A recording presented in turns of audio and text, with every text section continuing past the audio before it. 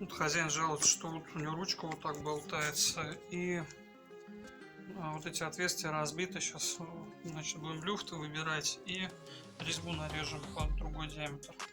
Это InMotion V10F. Шайбочка вот такая медная, внутренний диаметр 20, внешний 25. Ну вот, друзья, установил я шайбочку. Люфт стал значительно меньше.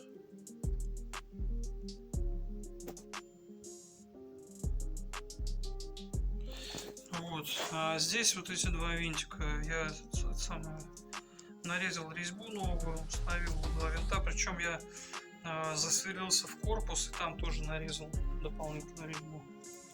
Так что вот такие дела.